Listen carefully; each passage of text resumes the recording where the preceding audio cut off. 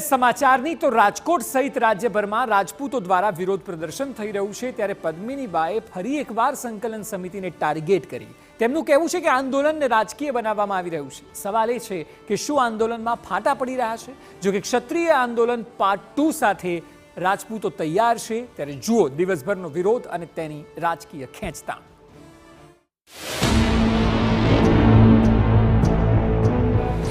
પદ્મિની બાના ફરી પ્રહાર। કેમ કે આખા અમારા સમાજની લડાઈ છે અને સંકલન સમિતિને જે પણ લાગતું હોય સમાજ અમારા બહેનો માટે નીકળ્યો છે, સંકલન સમિતિ માટે નહીં।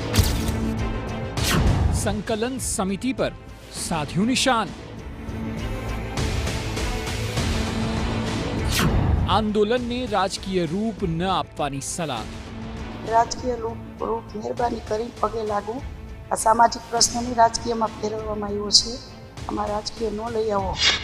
એક તરફ રાજપૂતો દ્વારા સતત વિરોધનો વંટોળ ચાલી રહ્યો છે, ઠેર ઠેર રૂપાલાના નામનો વિરોધ યથાવત છે।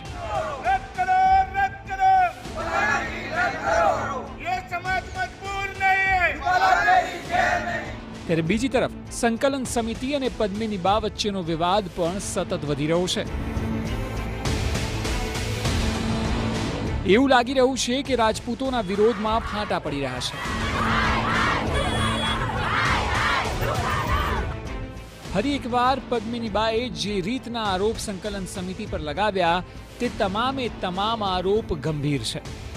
તેઓનું કહેવું છે કે આંદોલનને રાજકીય રૂપ આપવામાં આવી રહ્યું છે, જે ન થવું જોઈએ। સમાજ બહેન અને દીકરીઓના માન સન્માનને લીધે બહાર આવ્યો છે। સાથે જ સંકલન સમિતિએ 350 જેટલા મહિલા ઉમેદવારો રાજકોટ સીટ પર ઊભા રાખવાની વાત કરી હતી, તો હવે એ વાત ક્યાં ગઈ? કેમ તે વાત નથી કરી રહ્યા? કેમ કે આખા અમારા સમાજની લડાઈ છે અને સંકલન સમિતિને જે પણ લાગતું હોય સમાજ અમારા બહેનો માટે નીકળ્યો છે, સંકલન સમિતિ માટે નહીં। રાજકીય રૂપ મહેરબાની કરી પગે લાગુ। આ સામાજિક પ્રશ્નોને રાજકીયમાં ફેરવવામાં આવ્યો છે, આમાં રાજકીય ન લઈ આવો। અમારા બહેનો દીકરીનો પ્રશ્ન છે, આને સામાજિક જ રાખો। એ સંકલન સમિતિએ તો કંઈક 300-350 ફોર્મ આમ ભરવાનું કીધું હતું, એ તો કંઈ થયું નથી। ક્યાં ગુમરાહ કરે છે, લડત આપે છે ને આપવા નથી દેતા, બોલવા નથી દેતા, ગુમરાહ કર્યો આખા સમાજને, કંઈ ખબર જ નથી પડતી। એટલે હવે શું કરે છે એ લોકો, એની સાથે અમે છીએ, જે કરે। મહત્વનું છે કે થોડા સમય પહેલા પદ્મિની બાનો એક ઓડિયો પણ વાયરલ થયો હતો, જેમાં તેઓએ સંકલન સમિતિના આશય પર પ્રશ્નાર્થ ઉભા કર્યા હતા। જો કે આ વખતે તેમનું કહેવું છે કે સંકલન સમિતિ દ્વારા મારા સમાજને ગુમરાહ કરવામાં આવી રહ્યો છે। વ્યક્તિગત તો હું કેવી રીતના ચલાવી શકું, અત્યારે મારી પરિસ્થિતિ જોવો છો, બાકી મારો સમાજ, મારી લાગણી હંમેશા રહેશે ને મારો સમાજ છે ને એની માટે મને અત્યારે ખૂબ દુઃખ થયું છે કે મારા સમાજ સાથે મારા સમાજને ગુમરાહ કરવામાં આવ્યો છે। એવું નથી કે વિવાદને લીધે આંદોલનની આગને કોઈ અસર પહોંચી હોય। આ દ્રશ્યો જે આપ જોઈ રહ્યા છો તે સાબરકાંઠાના ઈડરના છે।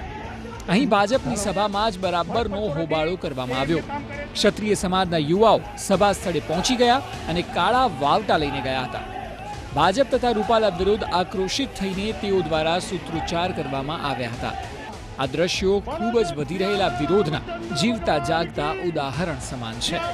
જે મહેમાન ઉપસ્થિત થયા સર્વેનો હું વડાલી અને ઈડર સંગઠન વતી આભાર માનું છું અને આપણો આ કાર્યક્રમ અહીંયા પૂર્ણ જાહેર કરીએ છીએ। આ તરફ ભાજપનો ઠેર ઠેર વિરોધ થઈ રહ્યો હોય તો રાજકોટમાં તો બાકાત ના જ રહે। રાજકોટમાં ભાજપે બેનરો લગાવતા ક્ષત્રિય સમાજ દ્વારા આચાર સંહિતા ભંગની ચૂંટણી પંચમાં ફરિયાદ નોંધાવવામાં આવી।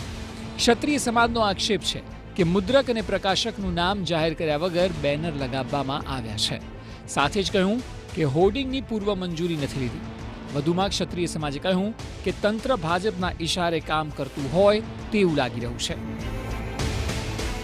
સમગ્ર રાજકોટમાં હોર્ડિંગ લાગવામાં આવ્યા છે રાજકીય પાર્ટીઓના કે જે સેક્શન 127 પ્રમાણે નિયમો પ્રમાણે લાગવા જોઈએ, એ લોકોએ પૂર્વ મંજૂરી લેવી જોઈએ, પણ આવી કોઈ મંજૂરી લેવામાં આવી એવું જે અત્યારની જે વિજિલન્સની એપ્લિકેશનમાં મેં ફરિયાદ કરી એના ઉપરથી મને ખ્યાલ આવ્યો। એટલે ફરિયાદ દાખલ કરી વિજિલન્સમાં એવું આવ્યું કે અમારી પાસે મેઇન પાવર અને વ્યવસ્થા ન હોય, અમે બોર્ડ ઉતારવાનું કામ છે એ કોર્પોરેશનને સોંપેલ છે, આવું એમને જવાબ આપ્યો। ગઈકાલ રાતની ફરિયાદ સ્ટીલ આજે 1 વાગ્યો હજી સુધી બોર્ડ ઉતરા નથી. મુદ્રક અને પ્રકાશક નથી લખેલા એટલે એ આચારસંહિતાના ભંગમાં ગણાય, એટલે અમે એને ઉતારવાની કામગીરી અત્યારે ચાલુ છે. અત્યાર સુધીમાં ફરિયાદ અન્વયે 2 નું તો સોલ્યુશન થઈ ગયું છે. અત્યારે 3 ઓલરેડી ચાલુ જ છે. ટીમ પણ અમારી આવી છે.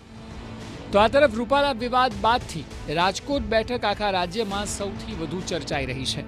રાજકોટના કોંગ્રેસના ઉમેદવાર પરેશ ધાનાણીને જન સમર્થન મળી રહ્યું છે, ત્યારે ધાનાણીએ ભાજપ પર આકરા પ્રહાર કર્યા હતા.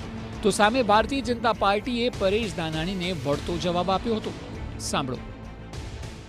હું પાડ માનું છું ઈશ્વરી શક્તિનો. કોંગ્રેસનો બધો જ કકળાટ છેલ્લા 15 વર્ષમાં વટલાઈ અને કમલમની કાર્યાલયે ગયો અને એનું પરિણામ આજ ગુજરાત ભાજપમાં દાવાનળની સ્થિતિ છે કે પરેશભાઈ દીવા સ્વપ્નમાં રાચવાનું બંધ કરી દો. રાજકોટમાં પરસોત્તમભાઈ રૂપાલાનો ભવ્ય વિજય થવાનો છે, ઐતિહાસિક વિજય થવાનો છે અને આપની ઐતિહાસિક હાર લખાયેલી છે. એટલા માટે કે રાજકોટ એ વડાપ્રધાન નરેન્દ્રભાઈ મોદી સાથે જોડાયેલું છે. નરેન્દ્રભાઈના દિલમાં રાજકોટ વસે છે, રાજકોટવાસીઓના દિલમાં નરેન્દ્રભાઈ વસે છે. રાજપૂતોના સતત વધી રહેલા વિરોધને લીધે એક વાત ચોક્કસ છે કે પરેશ ધાનાણીને રાજકોટ સીટ પર મોટો એડવાન્ટેજ જોવા મળી રહ્યો છે, કારણ કે રાજપૂતો સતત રૂપાલાનો વિરોધ કરી રહ્યા છે અને રાજ્યભરમાં આંદોલન સમાન આક્રોશ પણ સતત ચાલી રહ્યો છે. આ સ્થિતિમાં અનેક સવાલો ઊભા થઈ રહ્યા છે. સવાલ એ છે કે શું રાજપૂતો કોંગ્રેસ તરફી રહેશે? શું રાજપૂતોનો વિરોધ કોંગ્રેસને મોટો ફાયદો કરાવશે?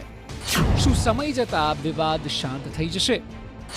શું ચૂંટણીમાં ભારતીય જનતા પાર્ટીના પડકારો સતત વધતા રહેશે? આ તમામ સવાલો થવા સ્વાભાવિક છે. જો કે સવાલોના જવાબ આગામી સમયમાં ક્ષત્રિયોના આંદોલન થકી જ સામે આવી શકશે, કારણ કે જેટલું મોટું પ્રદર્શન અને એટલું જ ભાજપને રાજ્યભરમાં મોટું નુકસાન થવાની પૂરેપૂરી સંભાવનાઓ છે. આ સ્થિતિમાં જોવું રહ્યું કે વિવાદની આગ આગામી સમયમાં કેટલી વિકરાળ થાય છે. મોહિત ભટ્ટ, TV9, રાજકોટ.